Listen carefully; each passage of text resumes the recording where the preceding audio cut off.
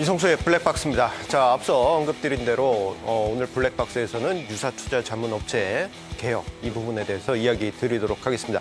자, 사실 이제 금감원이 이제 유사투자자문업에 대한 여러 가지 제도 개선을 하겠다라는 이야기는 작년부터 해서 계속 이어져 왔었는데요. 자, 유사투자자문업체들이 전반적으로 좀 혼탁한 그러한 영업을 하다 보니까 금감원에서도 이젠 더 이상 참을 수 없다라는 그러한 이야기가 계속 나왔었습니다. 자, 그렇다면 이번에 금감원에서 몇 가지 언급했던 그러한 조치들 어떤 것이고, 그리고 그러한 조치들이 관련된 업계에 어떤 영향을 미칠지 그 부분에 대해서 알아보도록 하겠습니다. 자, 일단 유사투자자문업이 뭔지 한번 이야기 드리도록 하겠는데요. 자, 유사투자자문업 아마 좀 생소하게 들리실 수 있습니다. 이 유사라는 단어가 들어가기 때문에 이게 뭐 유사휘발유, 유사 뭐 안 좋은 거 뭐 이런 느낌이 들게 되는데, 자, 유사투자자문업은 이 법에 언급이 되어 있는 이 하나의 자문업 중에 하나입니다. 자, 그 대신에 우리가 익히 알고 있는 투자 자문업과는 다르게 불특정 다수를 대상으로 해서 일정한 대가를 받고 투자를 조언하는 그런 거고요.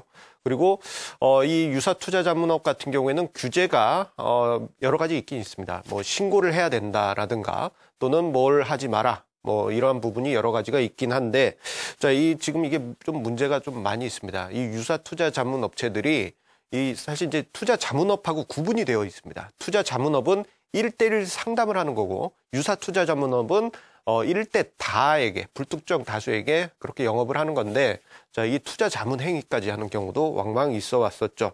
자, 그러다 보니까 이제 좀 문제가 많았는데, 그나마 그래도 이 좀 제재가 되었던 것 중에 하나는 유사투자자문 업체들이 예전에 이제 투자자들의 돈을 뭐 대신 운영한다든가 뭐 이러한 일들이 좀 많았었습니다. 자, 그러한 부분은 좀 통제가 되곤 있지만 여러 가지 면에서 좀 유사투자자문 업체들이 좀 불미스러운 일들이 많이 있다 보니까 이번에 금감원이 손을 대게 되었습니다. 자, 그런데 금감원이 지금 금감원에 신고를 해야지만 유사투자자문업을 할 수 있다라고 말씀드렸는데, 지금 현재 유사투자자문업체의 개수는 어떻게 될까요? 그 부분을 한번 보도록 하겠습니다. 자, 과거 2009년에는요, 유사투자자문업체의 이 업체 수가 259개 업체였습니다. 자, 그런데 자, 작년이었죠. 작년 연말 기준에서는 570개로 3년 전 대비해서 거의 2배 가까이 늘어났고요. 자, 이렇게 유사투자자문업체들이 난립을 하다 보니까 문제가 생겼습니다. 자, 이 민원 발생 건수라고 빨간색 막대 도표가 있는데요. 자, 과거에는 12건에 불과했던 민원 발생 건수가 작년에는 75건으로 크게 증가하는 그러한 모습을 보였고요.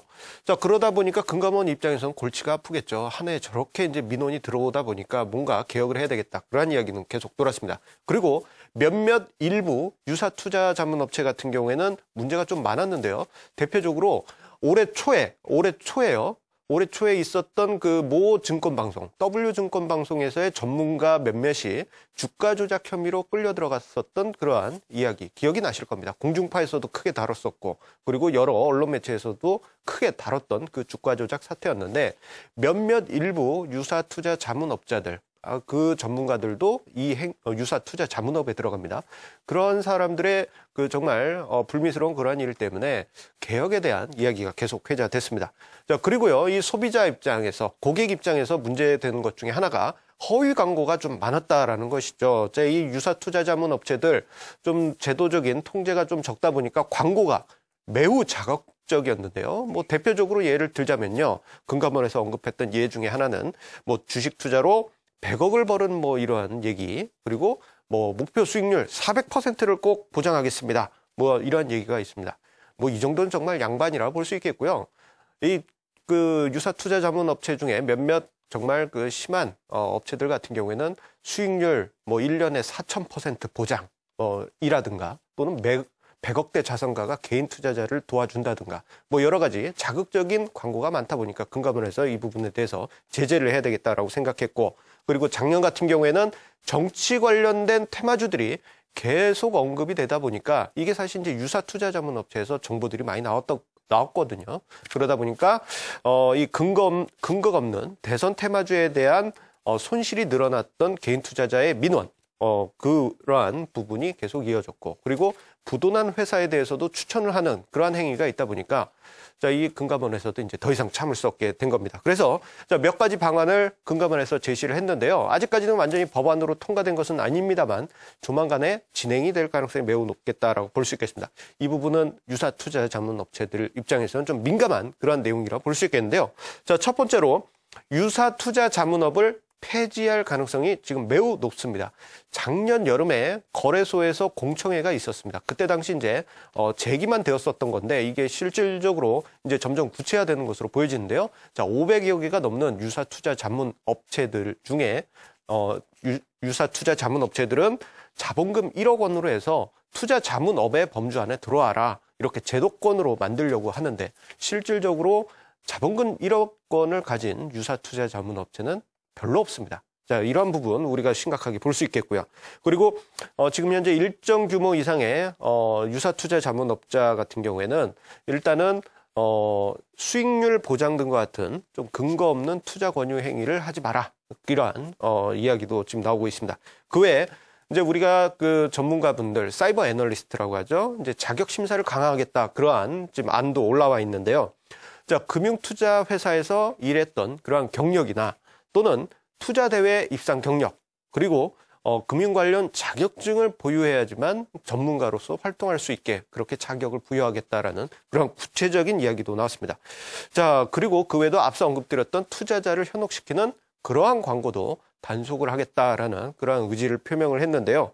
자, 그렇다면은 이제 이러한 그 금감원의 유사 투자 자문 업체에 대한 여러 가지 조치들 어떤 영향을 미칠까요? 결론적으로 이제 이야기를 하나하나 이야기 드리겠습니다.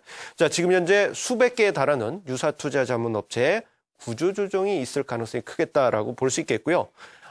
자본금 1억 원의 투자 자문사가 되어라라고 만약에 정말 확정이 될 경우에는 군소업체들은 많이 퇴출될 가능성이 크겠다라고 볼 수 있겠습니다. 자, 그렇다면 살아남은 자본력이 있는 유사 투자 자문 업체들이 투자 자문업으로 변모를 하는 이 제도권 안으로 들어가는 그러한 모습이 나타나면서 자, 이 여러 가지 변화가 있을 겁니다. 과대 광고를 할 수 없기 때문에 요즘처럼 뭐 1000% 보장 뭐 이러한 정말 말도 안 되는 광고가 사라질 가능성이 크겠죠. 사실 개인 투자자분들이 자, 그러한 광고에 너무 익숙해져 있다 보니까 최근에 투기적인 거래가 많이 있었던 것이 사실입니다. 그렇기 때문에 그러한 광고가 사라지게 되면은 자연스럽게 투자 문화가 건전화될 가능성이 크겠다라고 볼 수 있겠고요. 그리고 만약에 투자 자문업으로 이렇게 변모하게 될 경우에는 전문가를 직원으로 둬야 됩니다. 이러한 부분 변화가 있으면서 전문가 수가 크게 줄어들거나 여러 가지 부분에서의 변화가 있을 수 있겠습니다. 자, 마지막으로 앞서서 이야기 드렸지만 가장 큰 효과는 정말 금감원에서 이러한 제도를 체계하고 법제하고 진행하게 될 경우에는 가장 결정적으로 투자 문화가 투기적인 투자에서 건전한 투자로 변할 수 있다는 점에서 자, 어떻게 본다면 이번에 조치로 인해서 이 건전한 투자 문화가 보급되면서 개인 투자자분들도 이제 안전한 수익을 꾸준히 거둘 수 있는 여러 가지 이 방법들이 시장에 알려지게 되지 않을까 그렇게 기대를 해보게 됩니다.